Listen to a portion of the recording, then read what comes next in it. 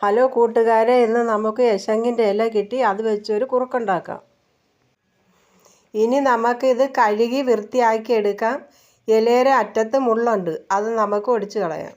ഇനി വേണ്ടത് ഒരു പിടി പച്ചരിയും ആവശ്യത്തിന് കരിപ്പോട്ടി. ഇനി നമുക്ക് വീഡിയോയിലോട്ട് കടക്കാം. ഇനി കരിപ്പോട്ടി ഉരുക്കിയെടുക്കാം.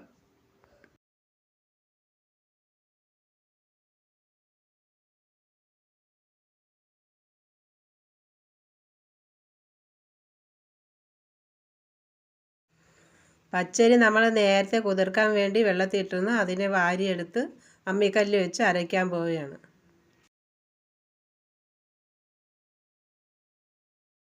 നല്ലതുപോലെ വടിയെ അരച്ചെടുക്കണം. അരി അരച്ച് കഴിഞ്ഞ് ഇനി നമുക്ക് യശങ്ങിൻ്റെ ഇല അരയ്ക്കാം.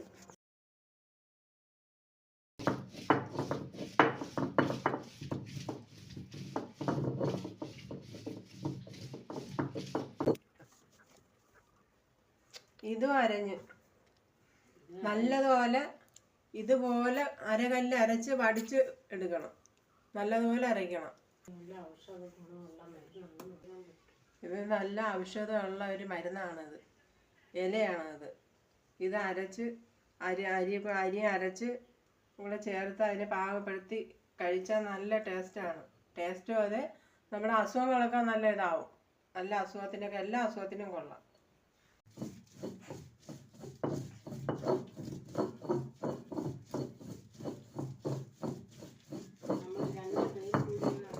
അരച്ച് വെച്ച ഇലയിലും അരിയിലും ഉരുക്കി വെച്ച കരിപ്പോട്ടി ഒഴിക്കുകയാണ്. ഇനി നമുക്ക് അടുപ്പിൽ വെച്ച് കുറുക്കിയെടുക്കാം.